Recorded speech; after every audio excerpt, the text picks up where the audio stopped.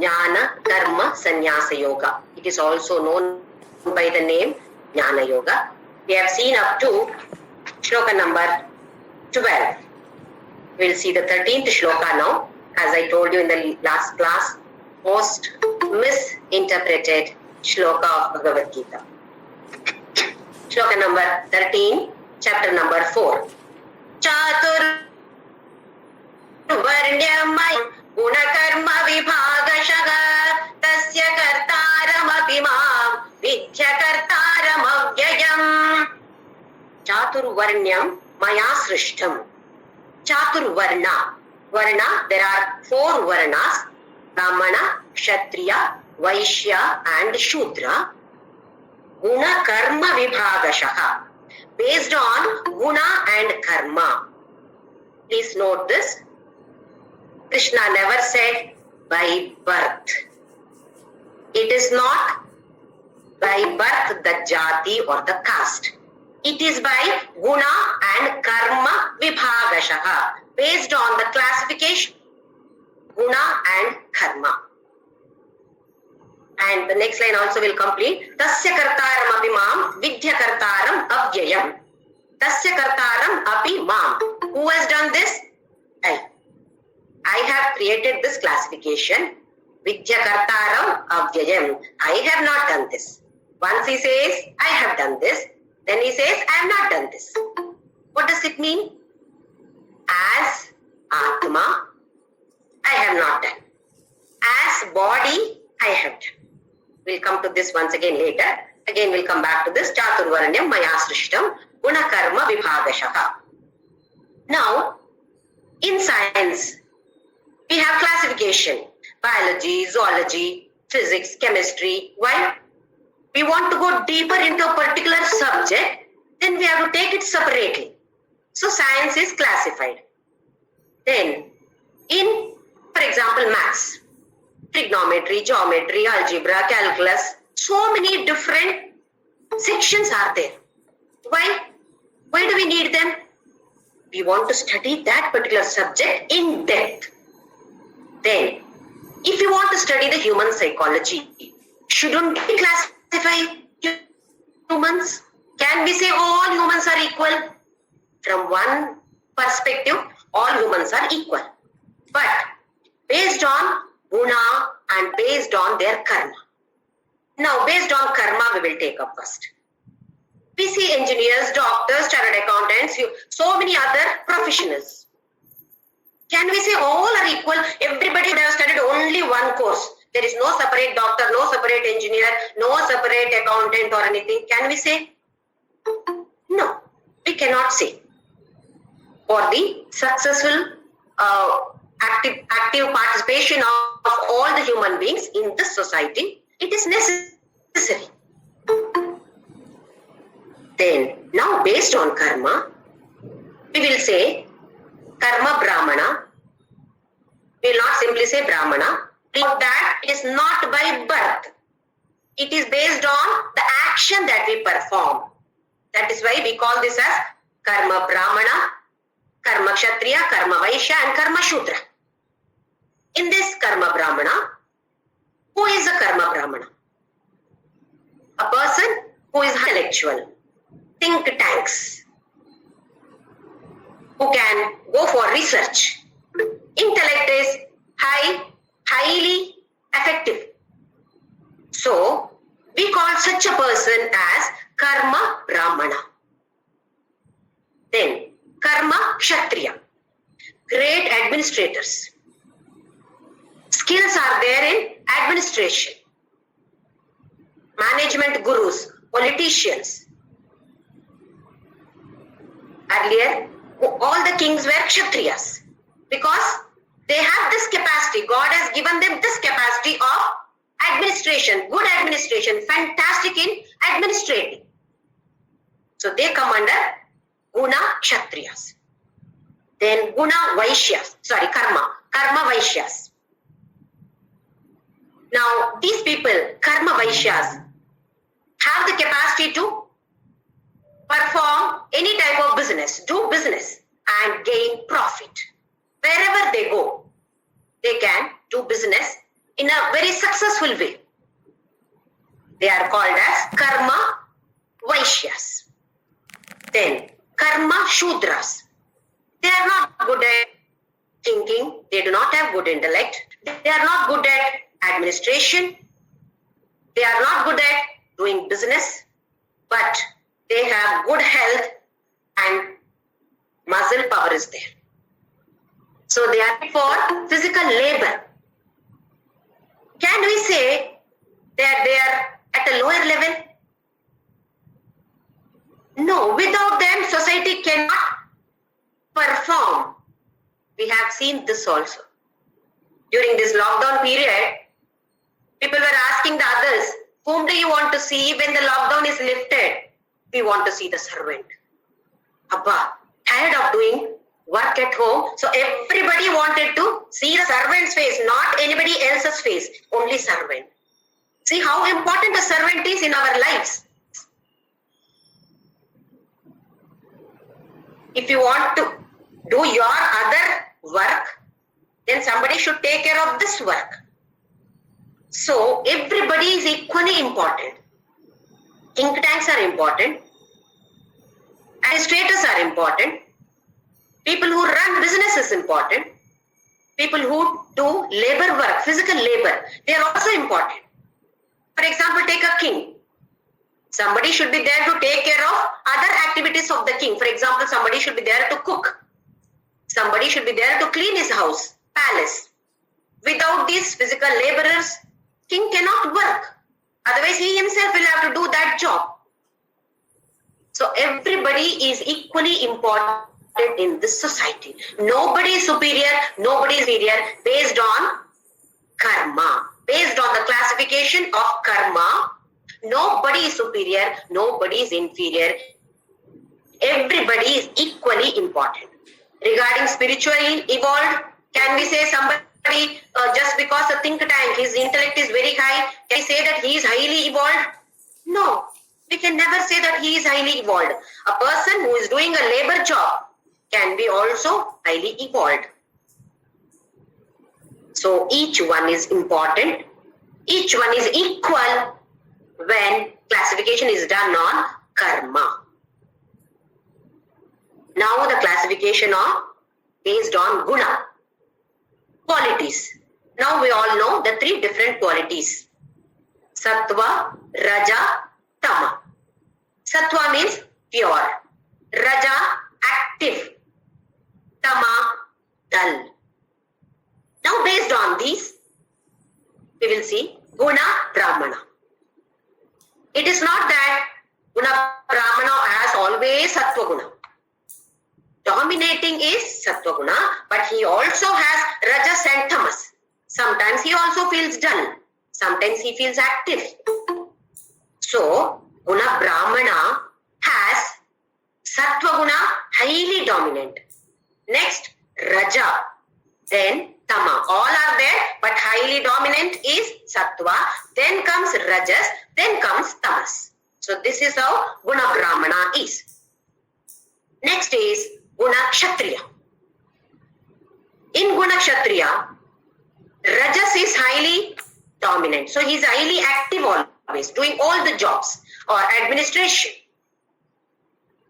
Rajas is highly dominant, but then the next is Sattva. Selflessly he works. He works for the society selflessly, not selfish. Then comes Tamas. Then Guna Vaishya. Rajas is highly dominant. Then comes Tamas. He is selfish. So Tamoguna is there. Last is Sattva Guna.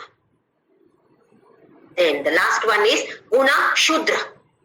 In Guna Shudra section is dull. That is, Tamoguna is highly dominant. Then Rajoguna, then Sattva Guna. When we observe these categories based on Guna, Guna Brahmana, Guna Kshatriya, Guna Vaishya, Guna Shudra, Guna Brahmana is highly evolved. Note this. When we classify based on karma, everybody is equal. There is absolutely no difference. Whereas, when we classify based on guna, guna brahmana is highly evolved. Why? Sattva guna is dominant in him. So, is highly evolved and least evolved is guna shudra.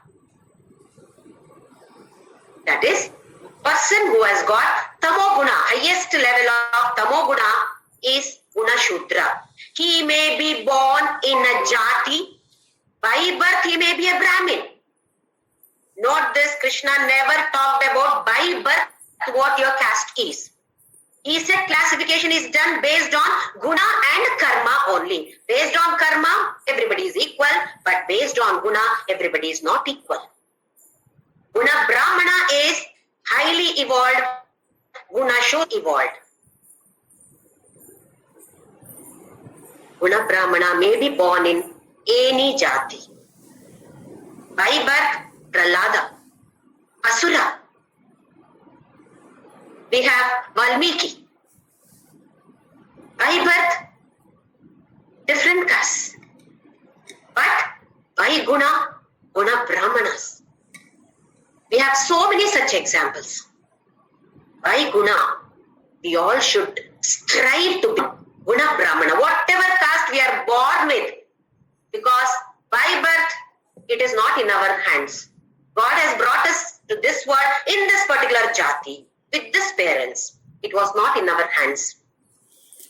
Profession does not matter. Whatever profession we take up, it does not matter. But it is important for us to strive to become this guna brahmana. Develop sattva guna in us. This is what Krishna said here. Chaturvarnyam maya srishtam guna karma vibhagashaha. Based on guna and karma, I have classified humans. But unfortunately, guna karma vibhagashaha was left by people. Chaturvarnyam maya srishtam. This was only quoted by everybody. Krishna only has created this. So nothing wrong in this. What was that? It was based on by birth. Who is a Brahmana, who is a Kshatriya, who is a Vaishya, who is a Shudra. By birth was importance. This is unfortunate. Guna karma was just left away and only Chaturvarnya Maya Srishtam was taken and it was totally misinterpreted. That is why we got all this untouchability and all. Nation became weak because of this. If people had understood that it was based on guna and karma, our nation would have been strong. It would have been stronger than what it is today. Then he said, Tasya kartaram apimam. This also they misinterpreted. Krishna said he only has created this. Guna karma vibhagashaha was completely dropped from the picture. This is why we say that it is so unfortunate and it is totally misinterpretation of this particular line of Bhagavadgita has made our nation weaker and weaker. Another aspect of this, why intercaste marriages were not supported earlier. There is a reason for this. In early days, there were not many schools. There are only a few gurukulas. Only privileged people had access to those gurukulas. Everybody did not have the access. And like today we have Google, WhatsApp, Facebook, etc. From so many different technologies we can receive information. It was not so clear. Information was there, but it was not accessible by everybody. Now assume that a Shudra girl gets married to a Brahmin boy. This is by Jati I am talking about. In Brahmana Jati, there were so many rules and regulations to be followed. So much of tradition, so much of custom was followed. In a Shudra family, it was not followed earlier. If at all a girl from the Shudra family gets married to a Brahmin boy, then It would be a hell for her because she does not know any of these customs. It would be very difficult for her to get adjusted to that particular family. And earlier days, it was all joint families. It was not nuclear family like how it is today. So it would be a hell for her. She wouldn't enjoy her married life at all. And if it is a Kshatriya or Vaishya, Vaishya would run business. Even though girls are not taking active part in the business, they had to support the gents. When a girl does not know anything about how to run a business, in what way she could support the family? Today we can get information. Yes, if I want to get married to this family, what is needed for me? In those days, it was not available. Such information was not available. That is why people were not supporting inter-religion, inter-caste marriages. Today it is not so. Anybody can do any work. It is not that only by birth, if you are born in this, only this work you should do. No, it is not so. Restrictions are not there. Because of these many restrictions, earlier days, inter-caste, inter-religion marriages were barred. Today it is not so. Inter-caste, inter-religion marriages as successful as the marriages within the same caste or within the same religion. So we need not give any importance to caste by birth. We should give importance to caste by Una Brahmana. All of us should strive to become. We will move on to the next shloka, shloka number 14. Namam karmani limpanti, name karma phale spruha, iti mam yobhijanati, karma bhirna sabadhyate. Namam karmani limpanti. Limpanti is tainted. I am not tainted by any of my karmas. No vasanas for me. We get all impressions stored here based on our karma. Every karma. Not based on karma. Every karma impressions are recorded here. Krishna says, Namam karmani limpanti. Nothing, no tainting. Nothing for me. It does not affect me. No karma affects me. Name karma phale spruha. Spruha is desire. I do not have any desire for karma phala. Results of the karma. We worldly people are having desires on karma phala. If I do this, what will I get? Focus is on karma phala. Krishna says, Name karma, me means for me, karma phale spruha. Absolutely no attachment, no desire for karma phala. Iti mam yo bijanati. Iti mam yaha abhijanati. Whoever knows me like this. Karma bhirna sabhadyate. For him also, no karma bandhana. That is, we should understand Krishna as Paramatma, not an ordinary human being. He is Paramatma. For him, there is no attachment for karma phala as well as no vasanas for any karma. If we understand this, then Krishna says, karma bhirna sabhadyate. No baddha, that is bandhana, is not there for such a person from any karmas. So very easy for us. Just understand that Krishna is like this, then Krishna assures that yes, karma bandhana is not there. Move on to the next one, shloka number 15. Evam jnatva kritam karma purvairapi mumukshubhigi puru karmaiva tasmatvam purvai purvataram kritam. Evam jnatva, that is, having known this idea, knowledge about me, kritam karma, earlier people have done. Who? Purvairapi mumukshubhihi. Who is a mumukshu?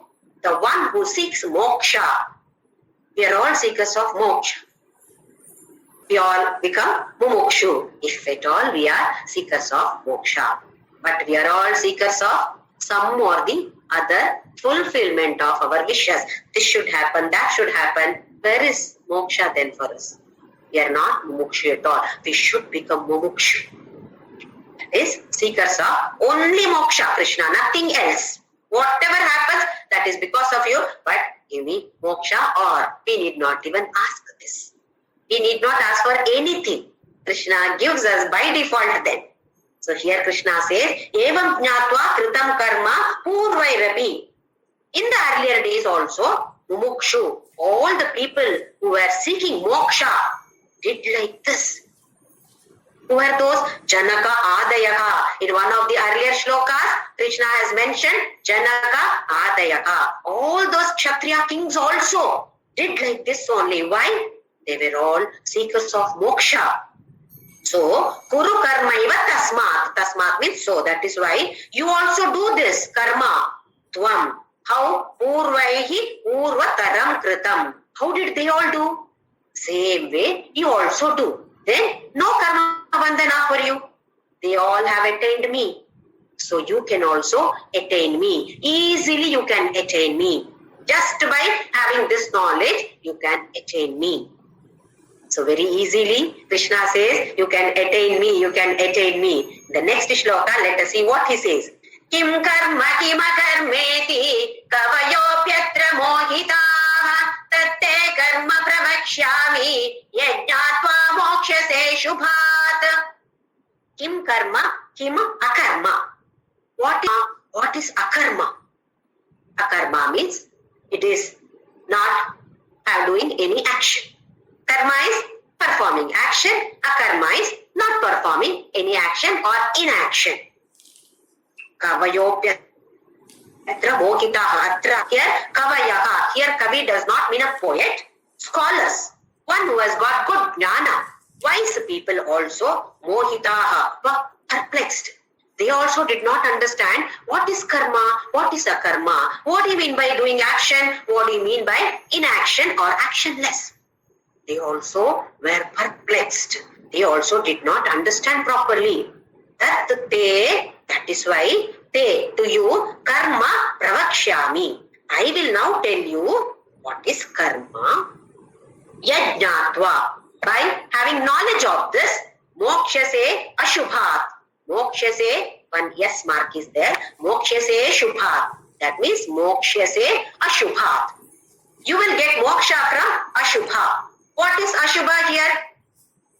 A will of bondage. Karma bandhana is ashubha for us. If you perform karma, there should be no karma bandhana.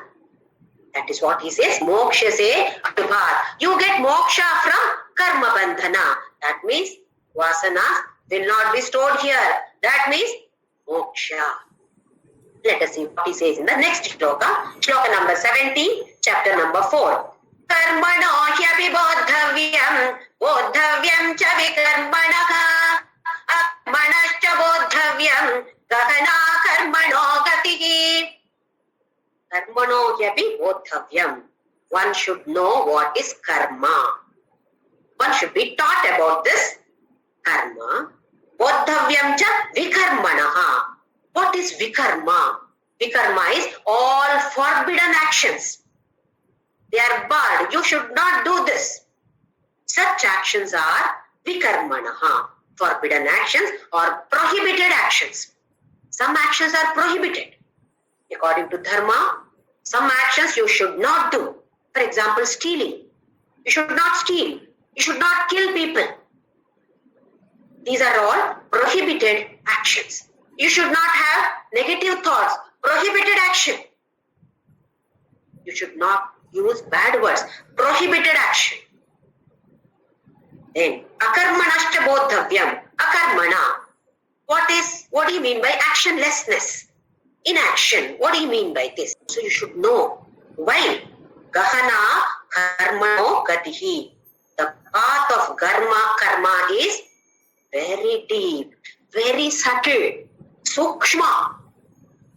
Unless one knows about what is karma, what is vikarma, what is akarma.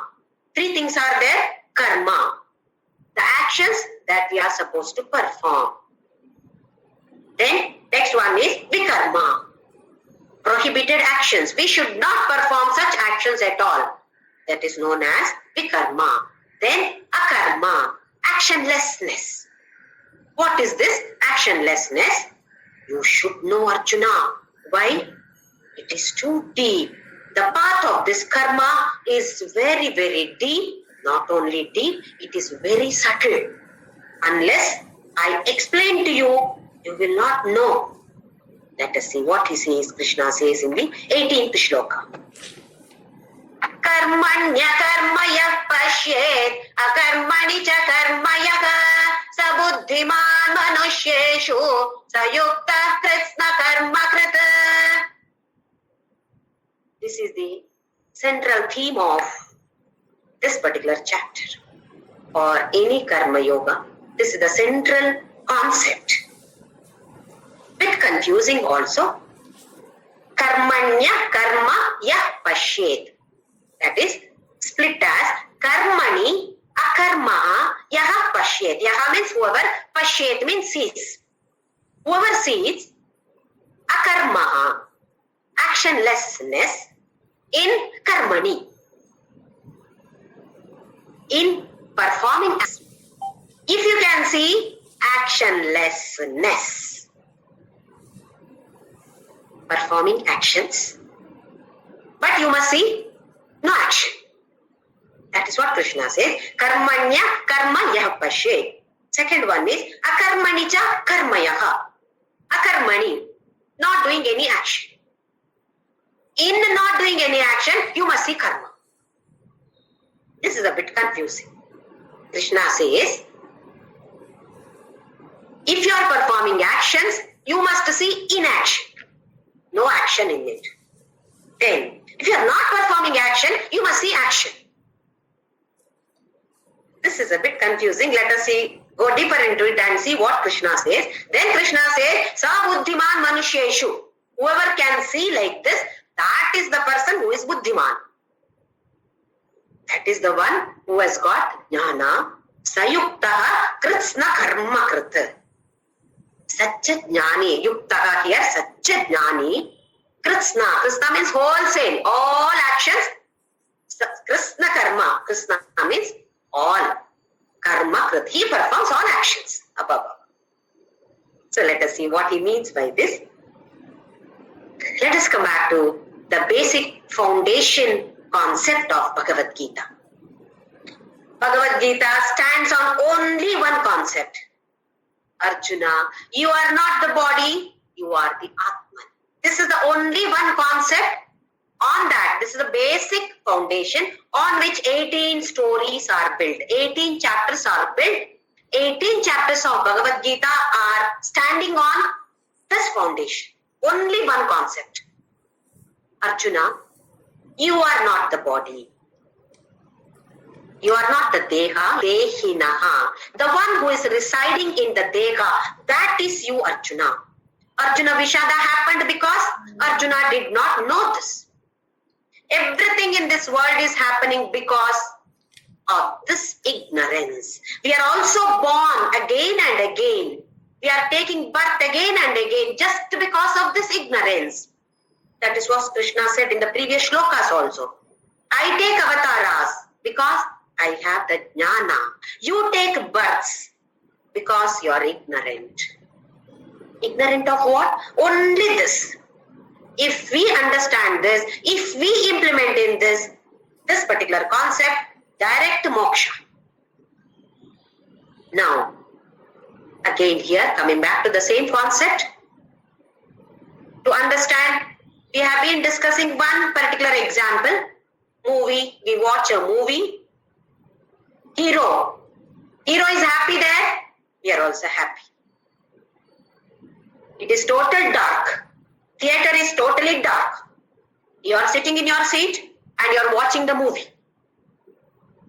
When something good happens to the hero, we are all smiling here. When there is somebody, villain, attacking the hero, we all sit like this.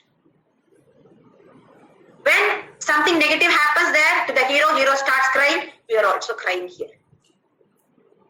Did anything happen to us? Why are we happy? Why are we sad? Why are we crying? Why are we under so much tension? Did it happen to us? No, it happened to the hero. If the movie is a tragedy movie, All people coming out of the theater, wiping tears like this. Did anything happen to them? It happened only to the hero. Why we are feeling so? Because identification of myself with that hero. That is all. Just I identified myself with the hero.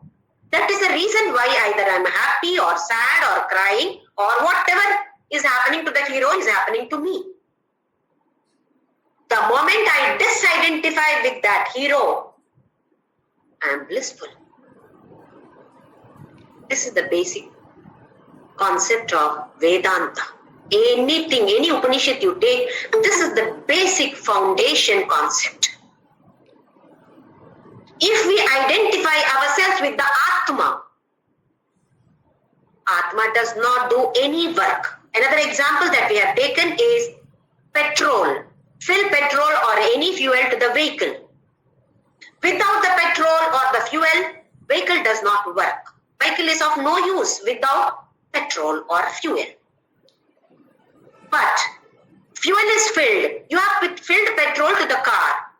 Does petrol tell you, you go to this city, you go to this house? Does petrol demand or command, order you? You go according to your will and wish. Driver's will and wish or the owner's will and wish. Then what is the duty of petrol? Petrol is there. Same way, Atma is there in the body. This body is like a vehicle. Without Atma, vehicle does not move. Body cannot do anything without Atma. Body is of no use. You have to burn the body. So Atma is there, but Atma does not perform any action. It is akartara. Akarta does not do any action. It is simply there. Just like a fuel in the vehicle, Atma is residing in this body. And who performs the action? Body.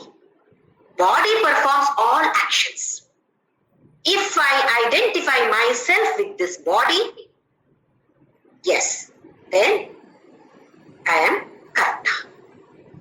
If I identify myself with the Atman, I am Akarta. So, when I identify myself with the Atman, with the body I am performing all the actions. Just like anybody else, I perform all actions, but my drishti, my focus is only on Atma. That is what all the great saints have done. They have realized, they have attained moksha, but they performed all actions. Focus was always on Atma because they have realized. So, such Mahatmas performed all actions, but it is as good as no action at all. Why? Identification was with the Atma only. They never identified themselves with the body. When we identify ourselves with the body, then even if we don't perform any actions, for example, I am simply lying down. I don't want to do any work. I am simply lying down. I say, I do not do any action. My focus is on the body. So, my mind is working. I eat. Somebody is cooking for me, but I eat. If I am not eating, somebody is putting it in my mouth. I have to swallow. When my focus is on the body, even if I don't do any actions by body, I am performing all actions. Try to understand this very, very important concept. If our focus is on the body, when we identify ourselves with the body, even if you do not perform any actions, it is as good as performing all actions. When we identify ourselves with the Atman, even if you perform all actions, it is as good as not performing any action. That is what Krishna says here. To give another example, when we travel by car or train, roadside trees are there. It appears as though trees are going backwards, isn't it? We are moving forward very fast. Then it looks as though they are also traveling back here. Are they traveling? Are they moving? Trees are not moving. Houses are not moving. Whatever is there on the roadside, they are not moving. But for us, it looks as though they are moving. Sometimes when we are in the station, railway station, our train is parked. The other train starts moving, but we feel as though we are moving. It only appears. Similarly, Atma is not doing any action. It is simply sitting there. That's all. But we think that it is doing all the action. It is not doing any action. Atma does not perform any action. It is the body which performs the action. When we don't understand this concept, ahankara vimudhatma karta aham iti manyate. Shloka number 27 of chapter 3. We have already learned this. Ahankara vimudhatma karta aham iti manyate. When we don't understand this concept, who is aham means who? And body. So I say, I did this. I am taking this class. I am explaining Bhagavadgita. Oh. How much of pride. I learned 2 shlokas by heart. How much of pride is there? Why? Who is this I? Body. Identification with the body. The moment identification with the Atma. Who is this Atma? None other than Krishna. Then who is doing it? Krishna is doing it. Am I doing anything? As Atma, I am not doing anything. So, when we identify, once again to stress upon this point, when we identify ourselves with Atma, whatever actions we perform, it is as good as considered as no action at all. That is why no karma bandhana at all. That is why moksha. When we identify ourselves with this body, even if we don't perform any actions, it is as good as performing action because sharira yatra pichate na prasiddhyed akarmanaha. You have to perform. Karyate hevashah karmaha. Shloka number 5, chapter number 3. Karyate hevashah karma. Sarva prakriti jair gunai. Your prakriti is there. Your vasana is there. You are helpless. You have to perform action, Arjuna. You have not reached that level. Karma yoga is important for you, Arjuna. Perform this karma yoga. Purify your mind. Come to this level. Then, yes, moksha. Moksha say ashubha. What is this ashubha? Karma bandhana is ashubha for us. How do we come out of this? Start focusing. I am not this body. I am not this body. I am this Atma. I am this Atma. Start meditating on this. But to reach that level, karma yoga is important. We have to perform all karmas with the yajna concept. When we perform with the yajna concept, that is the seva concept. For whom? For Krishna. Cooking? For Krishna. Sweeping the house? For Krishna. Who is this Krishna? Paramatma. So when we see Krishna everywhere, slowly every karma, every action that we perform is transformed into karma yoga. Then what happens? Purification takes place. Purification is given utmost importance now. Once we reach that level, highest level of purification, 0.00001% kalmasha is there. That also has to be purified. Highest level of purification, we all should reach nirmala. There should be no mala at all. Once we reach that stage, then Focusing on Atma becomes very easy. By default, it takes place. Dhyana, no need to sit separately. Everything that you do is dhyana only.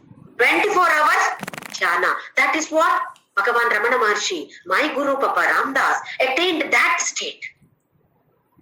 Or purification, initially they also have done Karma Yoga. But then, later, nothing was needed for them. Even Sharira Yatra, we wanted them to have a car or an ashram. They did not need.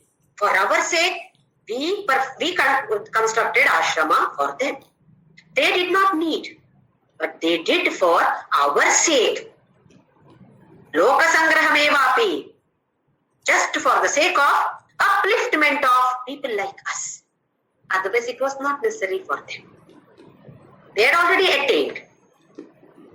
So this shloka, central concept of even Bhagavadgita, you can say, explains concept, basic concept is only that.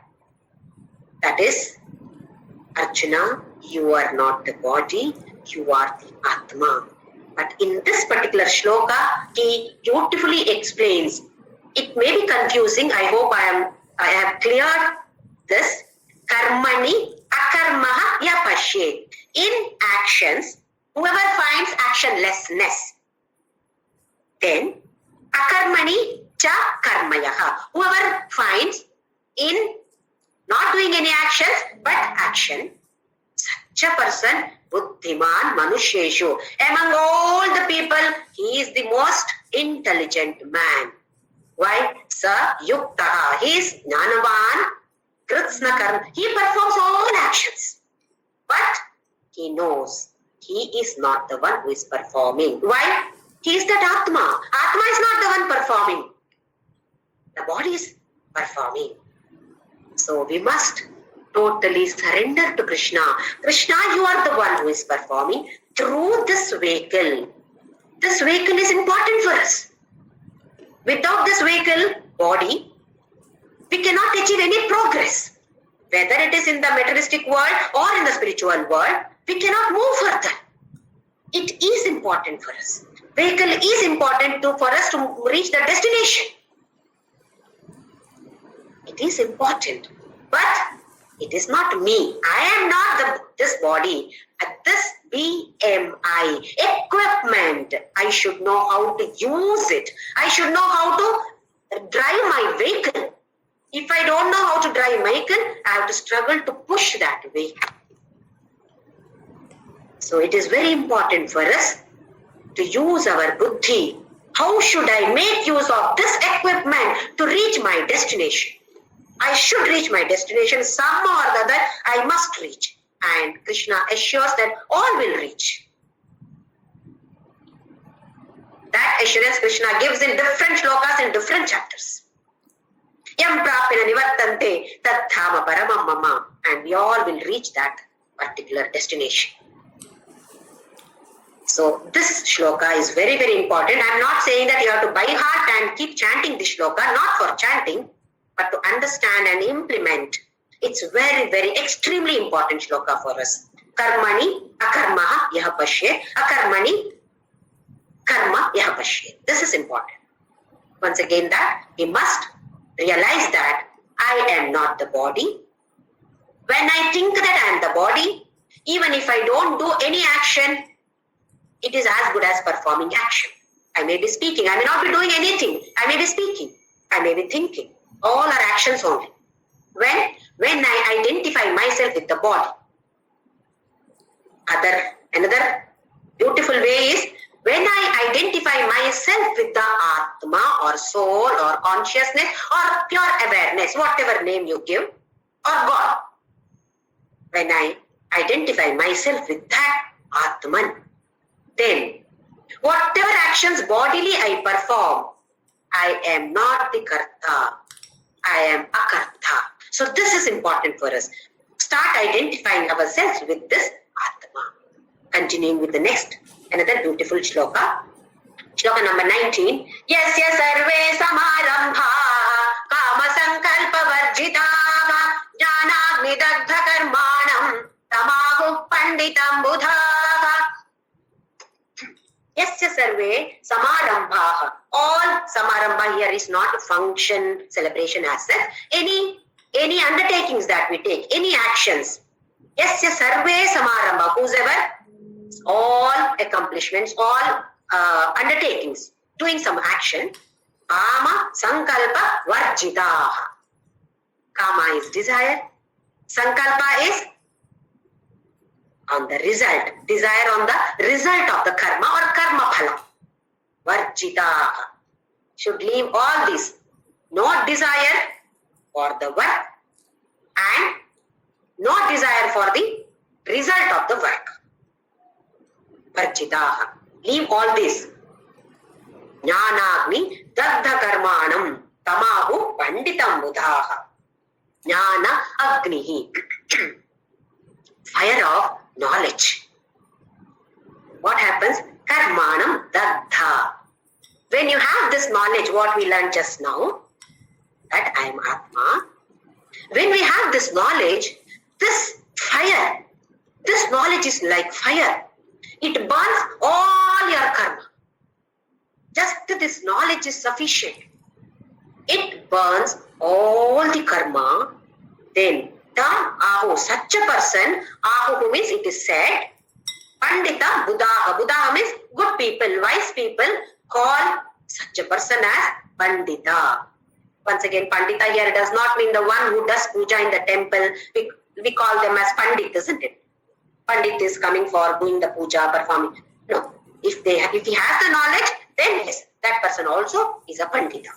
That is one aspect of pandita, but here Krishna means one who has this knowledge, then he does not have any desire for the work or attachment for the karma phala. Such a person's knowledge is fire.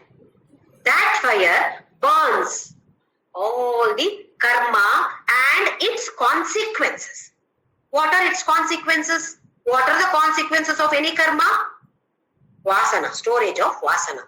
Everything is burnt. Nothing here. That is what we want. If the vasanas are cleared from here, we reach his feet. No more coming back. Vasanas have to be burnt. That is what Krishna says. Such a wonderful shloka here. Jnanagni dagdha karmanam. Karmas, all consequences are burnt. It is as good as you not doing any karma at all. Then you are called as pandita. Just the thought that I am the doer binds us to this samsara. If at all we understand I am not the doer, no doership, no agency, I am not the agent, I am not doing this. If we do this, every day we can start doing this. I am not doer, I am not the doer. Many times, a lot of work is there, we feel, oh, I am tired, oh, this work I have to do, oh, that work I have to do. Again, keep telling, oh, I am not the doer, I am not the doer. Then we get more enthusiasm and blissfully we can do that work without grumbling. Let us not grumble. I am reminded of one story from Bhagavadgita, Murugan temple. All Tamilians are aware of this. This is a place near Madurai, Bhagavadgita, one of the 6 popular temples of Muruga or Subramanya or Kartikeya. It is around few kilometers, maybe 13 to 16 kilometers away from Madurai. Almost you can call it as a forest. Beautiful temple in the midst of forest. Earlier, there was a great scholar, a lady by name Avayar. She was traveling through this forest. She had to walk. In those days, there were not vehicles or people did not have access to vehicles. So she was walking. She was an old lady, great scholar, Jnani. She was very hungry. She was tired. She sat there under a tree. The tree was jamun fruit. Navappalam in Tamil, Nerale Hannu in Kannada, Nereti Pandu in Telugu. So there were beautiful fruits. So she thought, Abba, I can't pluck these fruits. Tree is very huge, big tree. I wish somebody was there to give me pluck these fruits because I'm feeling so hungry. Suddenly there appeared a shepherd boy. So she told him, can you pluck some fruits for me? I'm so hungry. Boy was very attractive, very charming boy. But since he was a shepherd, he looked like a shepherd for Avvaiyar. She thought he may not know anything. That boy, teasingly, smilingly, he asked her in Tamil, Sutta palama, sudada palamo. Do you want roasted fruit or not roasted fruit? Avvaiyar thought, what do you mean by roasted fruit? In the world, is there anything called roasted fruit? She thought, anyway, this boy is not having any knowledge, something he's talking. So she asked for sudada palam, that is, which is not roasted. Then he climbed the tree, shook the tree. Then from the tree, all these ripe fruits and so many other unripe fruits also fell down. Then Avvaiyar was very happy. Ah, such big fruits, big. You know how tasty they are, jamun fruits. This season also we are getting beautiful, very delicious fruits. And they say it is very good for health also. So she picked up fruits. But since the ripe fruits which had fallen, dust was there from that.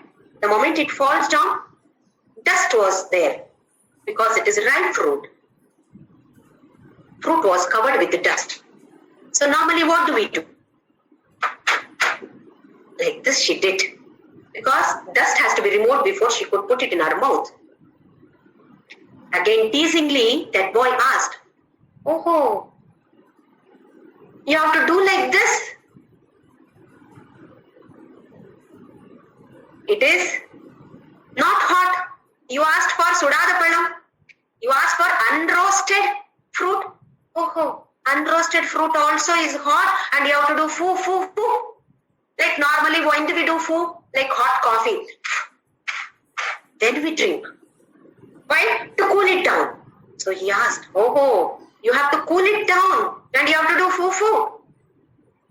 Suddenly, Avvaiyar thought, hey, this boy is using all poetic words. This is not a normal boy. Something special in this boy. She asked him, come on, you are not an ordinary boy. Who are you? Then Muruga revealed himself. Muruga appeared to Avvaiyar physically with Valli and Devayani. Not only Muruga, with his two wives, he appeared. Valli and Devayani represent Ichha Shakti and Kriya Shakti. Where is Dana Shakti? Dana Shakti is in Muruga's veil. The weapon that he holds always, spear that he holds is known by the name veil. That is why we call him as Veil Muruga. So Jnana is there in Subramania's veil. So Ichha Shakti, Kriya Shakti and Jnana Shakti, all the three Shaktis appeared in front of Avvaiyar. Avvaiyar was so moved, so happy, and he blessed her and he remained there forever. So that Palamudru Chole, Murugan temple is so important because he is alive there. He is visible there if at all we pray to him. Now, what do you mean by this roasted or unroasted? Roasted fruit does not sprout. Roasted fruit can never sprout. Roasted seed can never sprout. What do you mean by sprouting here? Sprouting is coming back to life again and again. Punarapi jananam, punarapi maranam. Once we are sprouted, once we are roasted, then we do not come back. What do you mean by this roasting?